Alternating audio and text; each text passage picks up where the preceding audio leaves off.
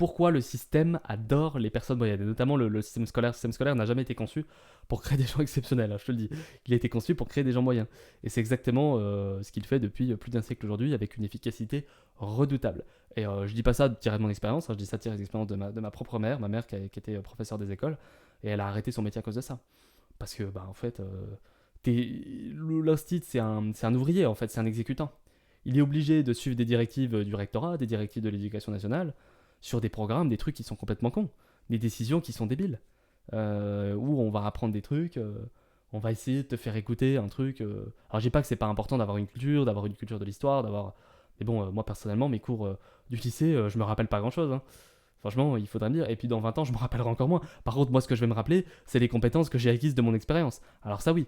Par contre, ça fait 10 ans que si ça fait 10 ans que je fais du marketing, 10 ans que je fais la même chose, bah ça je m'en rappellerai et je saurais comment monter une boîte et faire du marketing.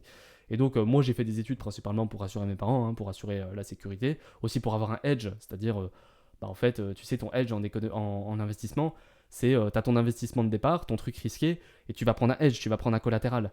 Tu vas pas tout investir tu vas pas mettre 100% dans le truc risqué. Tu mets 100% dans le truc risqué, 50% dans le truc risqué, 50% dans le truc pas risqué. Bah là c'est pareil, c'est qu'il faut pas mettre tous ces deux dans le même panier. Et,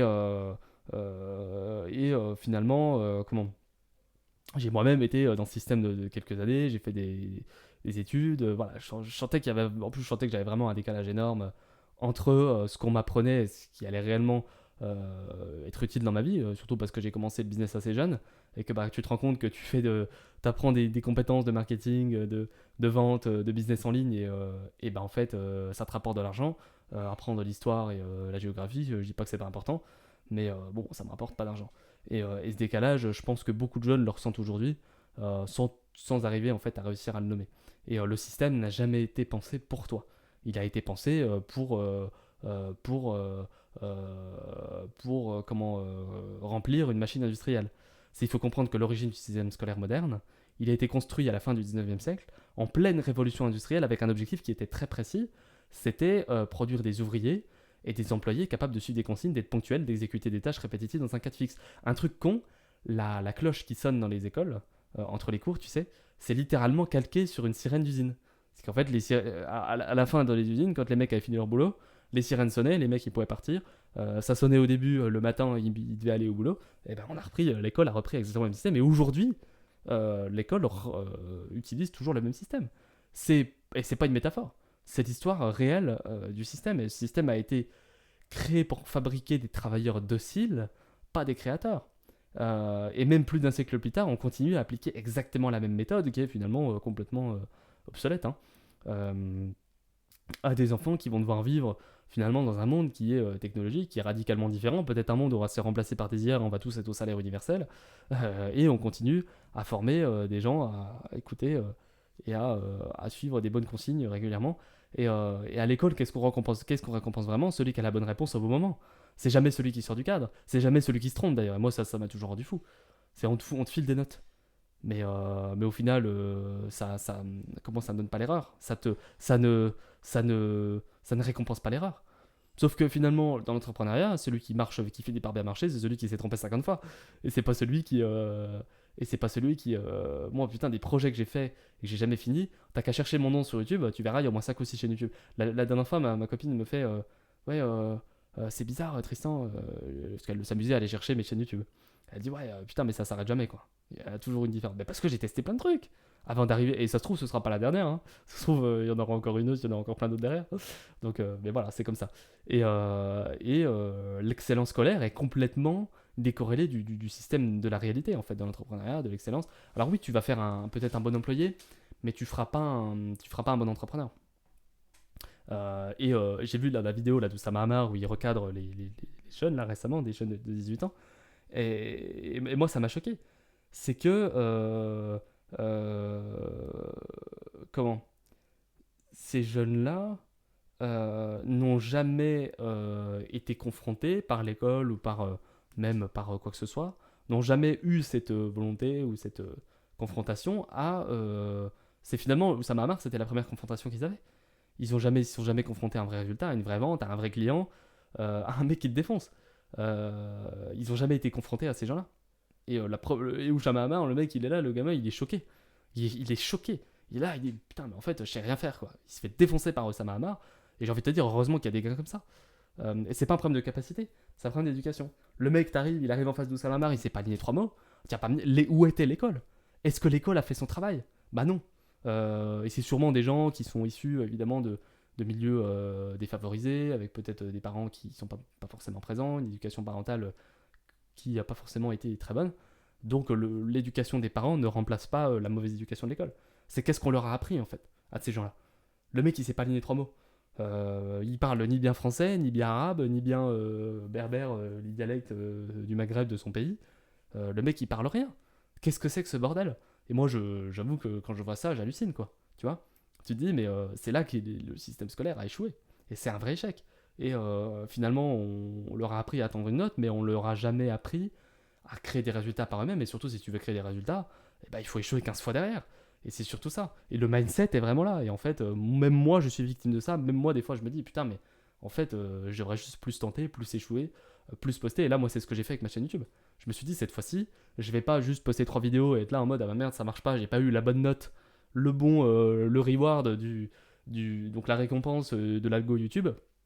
Eh ben non, moi maintenant avec ma chaîne YouTube, je me dis je vais poster 150 vidéos, elles vont faire 200 vues, mais au moins je serai régulier et au moins je pourrais vraiment dire que j'aurais tenté.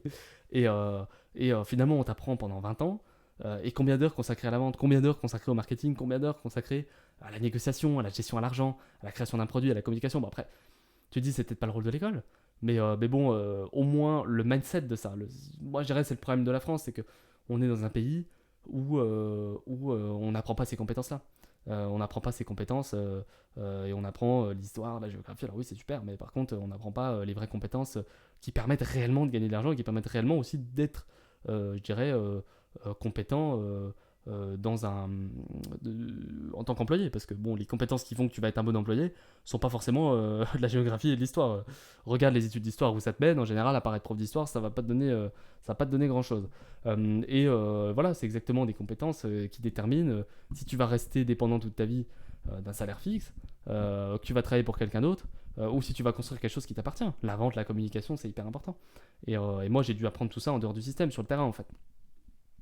En pétant les budgets publicitaires des clients, en ayant plein d'échecs. J'en ai eu des échecs. Je peux dire que des friter des business publicitaires, des budgets publicitaires de clients, j'en ai eu plein. Et finalement, c'est pas la seule.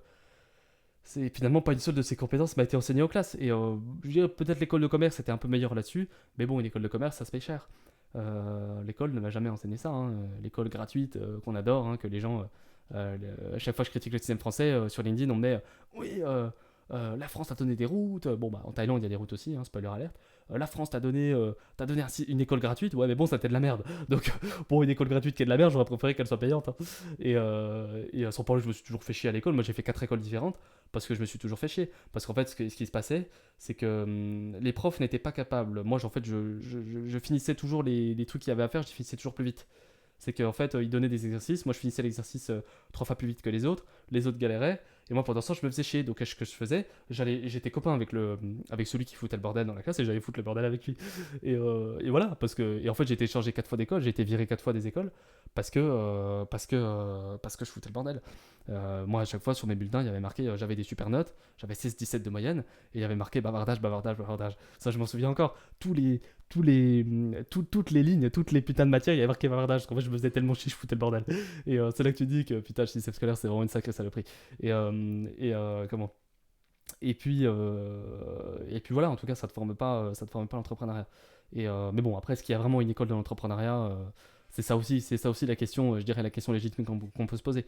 C'est que l'école de l'entrepreneuriat, est-ce que c'est pas juste l'école de la vie?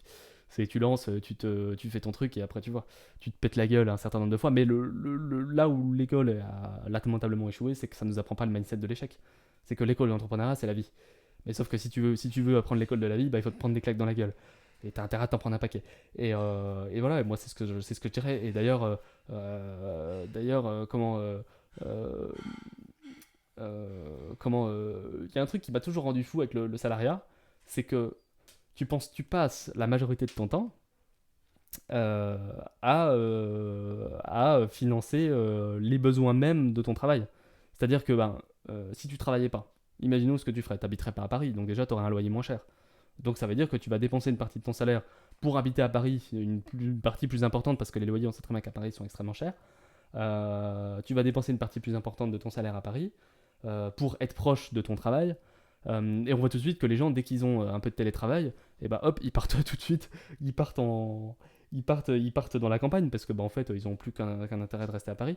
Tu vas payer la cantine du boulot qu'on te fait payer, ou aussi t'as quoi, t'as des tickets resto peut-être à la limite où tu vas payer bah, la cantine du boulot que tu dois payer ou le restaurant pour aller manger avec les collègues et tout ça.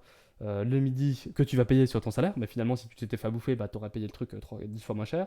Tu vas payer le métro, bah, l'abonnement, le pass Navigo qui coûte une blinde, ça coûte combien? 80 balles par mois cette saloperie. Tout ça pour être dans le métro qui pue avec les clochards, franchement quelle honte. Mais bon, franchement il devrait avoir honte. Et tu vas payer ton pass Navigo à 80 balles par mois pour aller au travail. Pareil, si c'est un truc de Vélib ou un abonnement de vélo partagé, si t'es un peu écolo. Et donc au final, tu te rends compte que la majorité de ton salaire, tu vas la dépenser pour travailler. Et c'est ça qui est dingue, c'est que les salariés sont déjà payés pour enrichir quelqu'un d'autre, mais en plus, ils utilisent la majorité de leur salaire pour leur travail, pour les besoins qu'ils ont liés à leur travail. Et pas pour leurs activités, et pas pour les trucs qui leur font plaisir, non, pour leur travail. C'est dingue quand on y pense. Moi ça me rend dingue, quoi. Et je pense que ce système-là est amené à changer. Ce système-là est amené à changer parce que bah, avec l'intelligence artificielle, le, comment l'intelligence artificielle, le salaire universel, toutes ces choses-là. Et finalement, bon voilà, critiquer pour critiquer, ça sert pas forcément à grand chose. Ça fait juste plaisir à l'ego, mais ça n'a pas forcément grand chose d'utile. Mais critiquer sans construire ne change absolument rien à la vie. C'est-à-dire que la vraie sortie, c'est d'apprendre par toi-même. Je te dis, la vraie sortie, c'est l'école de la vie. C'est sors dehors, va prospecter des clients, mets du budget en ads, plante-toi, casse-toi la gueule 150 fois, et après tu pourras dire que tu as appris. Et je peux dire que cette école-là, il y en a pas beaucoup. Et finalement, bah, voilà, l'école fait ce qu'il y a peut-être de mieux par rapport à la cible que c'est, par rapport au fait que ça s'adresse à tout le monde, que ça s'adresse autant à des gens qui veulent devenir employés que des gens qui vont devenir entrepreneurs. Et voilà, et moi quand j'ai commencé, j'avais pas de réseau, j'avais pas de capital de part. Je te dis, mon père la dernière fois, je discutais avec un gars qui est entrepreneur qui me disait, ouais, moi mon père est médecin. Et il dit, oui, mais ton père est indépendant, il est libéral. Ouais, mais moi je lui dis, mais en fait, le médecin, c'est le plus mauvais entrepreneur. Pourquoi? Parce qu'il n'a pas de problème de charge, il gagne toujours la même chose, il n'a pas de problème de clients, il n'a pas de problème de publicité, il n'a pas de problème de promotion. En fait, il n'a aucun problème. Il n'a pas les problèmes de l'entrepreneuriat, le médecin. Il a toujours les mêmes charges, il gagne toujours la même chose. Bon, son seul problème, c'est peut-être s'il veut embaucher du personnel, c'est son personnel, quoi. Mais bon, ça veut dire que 90% des problèmes d'entrepreneuriat, tu les as pas quand tu es libéral. Parce que tu as déjà de la demande, en fait. Donc moi, je suis parti de zéro. Hein. Je peux dire clairement, je suis parti de zéro. Ma mère était fonctionnaire. Mon père est médecin, donc pas du tout, c'est pas du tout une bonne école. Sans parler, ces gens-là sont pas du tout formés à l'entrepreneuriat. Ils devraient l'être d'ailleurs, mais bon, ça c'est un autre débat. Et j'ai trouvé, et voilà, et j'ai formé, je me suis développé dans des compétences concrètes, et je suis encore dedans. Ça veut dire que bon, bah oui, mes compétences actuelles me permettent de faire ce que je fais aujourd'hui, c'est-à-dire d'être libre, de pouvoir avoir un travail, j'irai en dehors d'un travail qui me permette d'être libre, qui me permette justement de pas financer, de pas utiliser la majorité de mon revenu pour financer des choses, enfin pour financer un loyer ou je sais pas quoi, un loyer à Paris ou je sais pas quelle connerie. Mais je suis sûr que je suis encore sur la bonne voie et que les compétences que j'aurai demain me permettront de créer quelque chose de beaucoup plus grand. Donc voilà, c'était tout ce que j'avais à dire pour cette vidéo.